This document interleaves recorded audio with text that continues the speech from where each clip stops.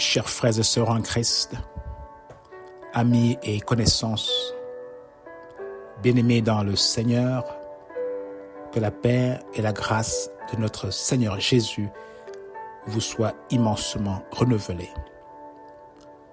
Grande est ma joie, comme d'habitude, de me retrouver avec vous pour partager un morceau de vie de la parole vivante de Dieu.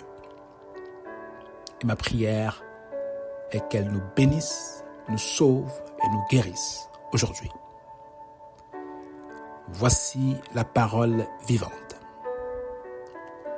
Jésus lui dit, « Je suis le chemin, la vérité et la vie.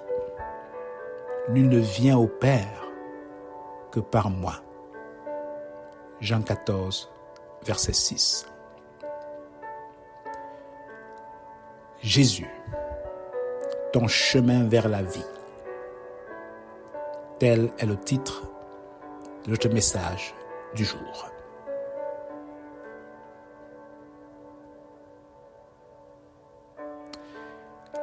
Es-tu sur le bon chemin, mon frère, ma sœur, mon ami? Si oui, sais-tu où ce chemin te conduit? Rien n'est plus grave que de savoir qu'après avoir roulé des dizaines de milliers de kilomètres, que nous nous rendons compte que nous étions sur le mauvais chemin, dans la mauvaise direction, et qu'il faille tout recommencer, rebrousser chemin pour aller à la bonne direction. Nous aurons gaspillé doublement notre énergie, notre temps et notre argent, n'est-ce pas, pour emprunter le bon chemin afin d'arriver à la bonne destination.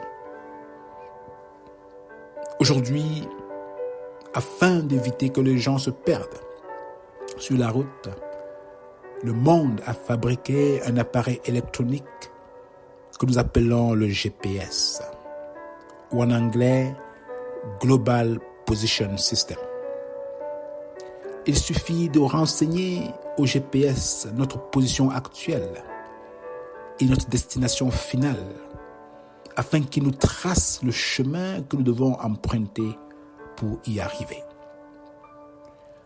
La parole de Dieu nous apprend aussi dans la Bible qu'il y a deux chemins dans cette vie qui mènent à deux destinations qui nous attendent. La question est celle de savoir, avons-nous le bon GPS spirituel pour nous aider à emprunter le bon chemin? Le premier chemin, le bon, mène à la vie. Et le deuxième chemin, le mauvais, mène à la mort éternelle. La question est donc celle de savoir sur quel chemin te trouves-tu? Est-ce que présentement tu peux dire avec conviction si tu te trouves sur le bon ou le mauvais chemin? Je te prie, mon frère, ma sœur, de ne pas vite répondre. Car je sais, et nous savons tous que personne n'aimerait dire qu'il ou elle se trouve sur le mauvais chemin. Tout le monde souhaiterait être sur le bon chemin, et moi le premier.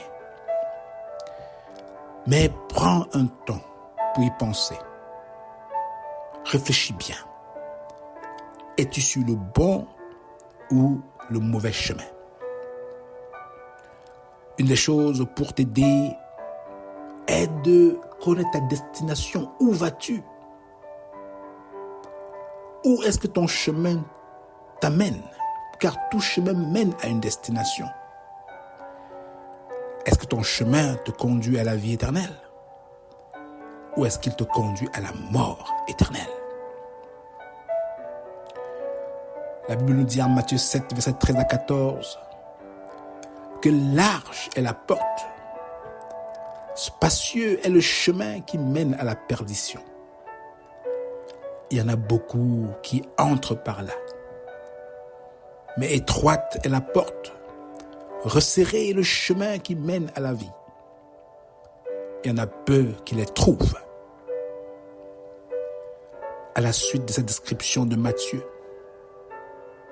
Es-tu sur le chemin qui mène à la perdition ou sur le chemin qui mène à la vie? Ce sont deux grandes questions que chaque être humain devrait se poser avant de quitter cette terre. Car après cette terre, il y a la vie éternelle auprès du Père ou la mort éternelle auprès de Satan et ses anges. Le chemin que nous empruntons donc de notre vivant nous conduira dans l'une ou l'autre destination. Et si nous pouvons rebrousser chemin lorsque nous nous rendons compte qu'on s'est trompé de route, ce n'est pas le cas une fois que nous aurons laissé cette vie, de vouloir rebrousser chemin et faire le bon choix. Car l'importance de nous examiner maintenant et de prendre la décision de notre vie maintenant que nous sommes encore en vie. Car Dieu nous dit la parole, dit, vois, je mets aujourd'hui devant toi la vie et le bien, la mort et le mal. Vois, je mets ces choses devant toi et je te prescris aujourd'hui d'aimer l'Éternel, ton Dieu, de marcher dans ses voies et d'observer ses commandements, ses lois et ses ordonnances, afin que tu vives et que tu multiplies et que l'Éternel, ton Dieu, te bénisse dans le pays dont tu vas entrer en possession. Deutéronome 30, verset 15. Alors, comment savoir que nous sommes sur le mauvais chemin qui mène à la perdition ou encore le chemin qui mène à la mort éternelle? C'est simple. Il suffit de savoir si nous vivons ou pas avec Jésus-Christ ou sans Jésus. Ceux qui vivent sans Jésus sont sur le chemin de la perdition. Si nous n'avons pas encore fait le choix de l'accepter dans notre vie comme seul Seigneur et Sauveur, comme Maître, nous sommes sur la mauvaise voie, mon frère, ma sœur. En effet, nous respirons, mais nous ne vivons pas. Parce que la vie est en Jésus, et celui qui n'a pas Jésus n'a pas la vie. Nous sommes perdus. Nous sommes perdus sans lui. Savoir que nous sommes sur le bon chemin, c'est d'abord effectivement de se rassurer d'avoir accepté Jésus-Christ dans sa vie comme seul Seigneur et Sauveur. Car dit-il dans sa parole qu'il est le chemin, la vérité et la vie, et que nul ne peut accéder au Père que par lui. Nul ne peut vivre éternellement auprès du Père après sa mort sans passer par lui. Il dit encore, je suis la porte. Il ne dit pas je suis les portes, je suis la porte, je suis l'unique. Si quelqu'un entre par moi, il sera sauvé. Il sera libre, il entrera et il sortira. Et il trouvera des pâturages. Oui, si nous ne le savions pas encore, mon frère, ma sœur, Jésus est notre GPS spirituel. Il est le chemin de la vie. Il est fiable. Et il nous dirigera sûrement au bon port, vers la vie et non la mort. Malheureusement, beaucoup de personnes dans ce monde utilisent le mauvais GPS et se trouvent donc sur le mauvais chemin. Ils espèrent arriver à la vie que promet Jésus. Car trouvent-ils que Jésus peut être difficile à suivre, très exigeants. Ils trouvent que Jésus les priverait de jouir de la vie sur terre. Voilà pourquoi ils vont rester sur leur propre chemin. Ils vont vouloir forger leur chemin pour vouloir arriver dans la même destination. Non, nous nous trompons, mes frères et sœurs. Jésus dit, je suis le chemin.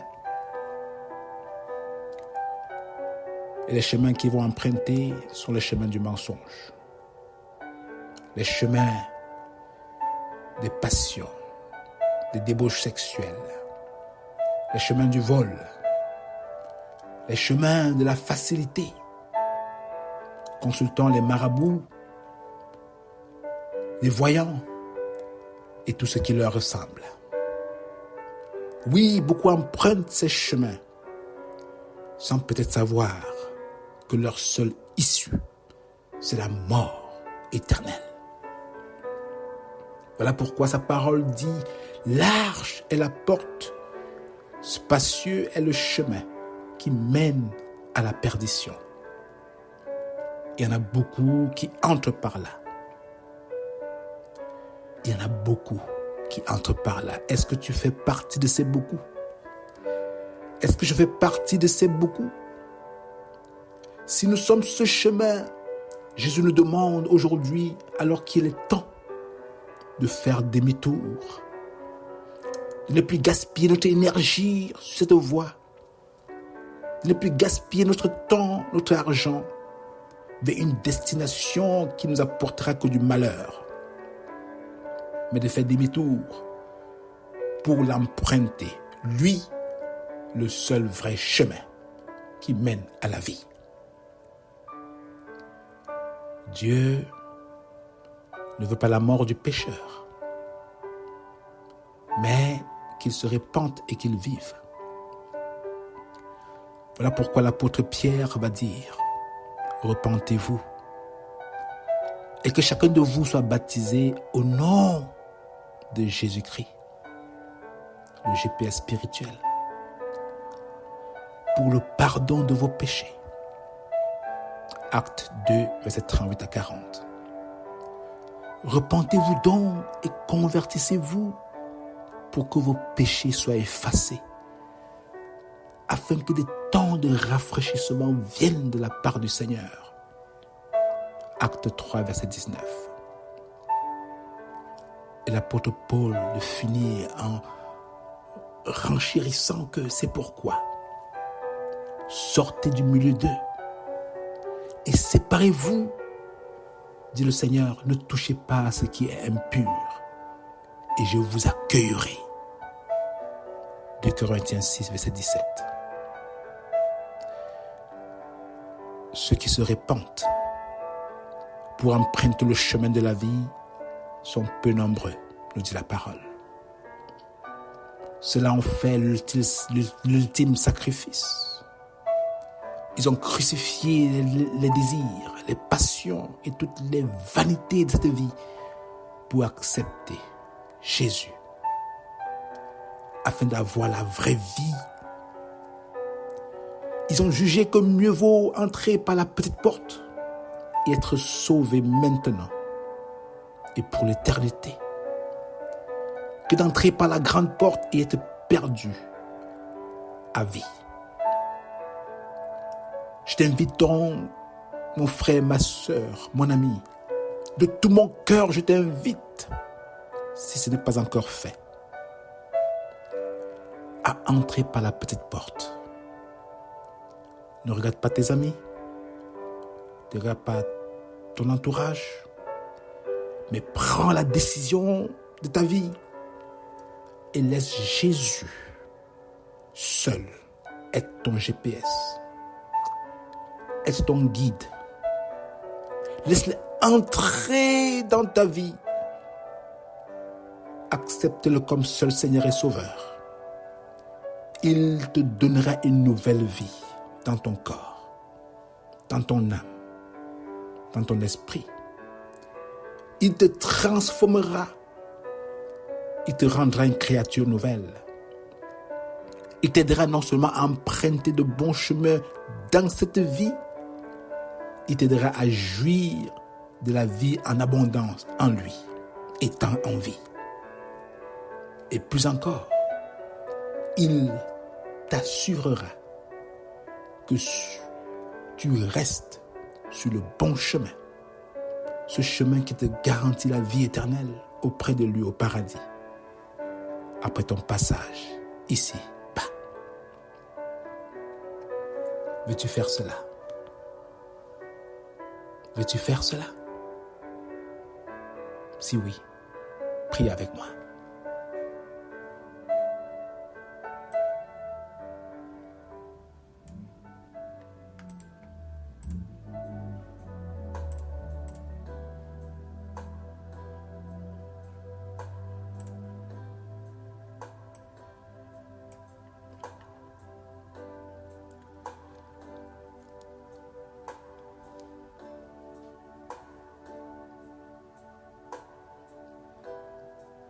Seigneur,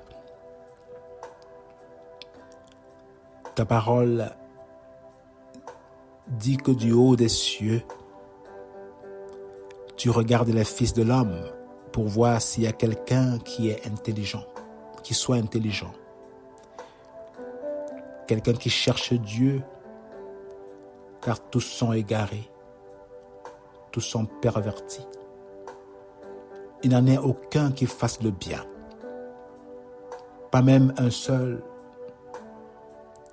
Oui, Père, nous confessons que nous le sommes. Nous sommes éloignés de tes voies. Et nous te prions en ce jour que dans ta grâce, ô Père, dans ta grâce, de nous ramener de nos chemins d'égarement sur le chemin de la vie éternelle qui se trouve en ton Fils seul, Jésus-Christ. Ô Père, nous nous repentons de nos fautes et t'invitons en ce jour même, oui, Jésus, à être notre GPS pour nous conduire à la vie éternelle qui se trouve en toi. Et c'est en toi seul que nous avons prié. Amen. Sois béni mon frère, sois béni ma sœur et passe le mot, afin que d'autres aussi puissent avoir Jésus comme seul GPS. Ils ne regretteront jamais. Je prie que dans votre nouvelle marche avec Jésus, qu'il vous fortifie, qu'il vous donne d'expérimenter cette vie en abondance avec lui, qu'il vous dirige vers une bonne église où vous pourrez suivre sa parole et grandir spirituellement. Je prie qu'il vous accorde sa paix et plus encore que son Saint-Esprit vous protège, vous conseille, vous corrige et vous instruise dans votre nouvelle marche avec lui. Soyez bénis, bonne journée et à bientôt.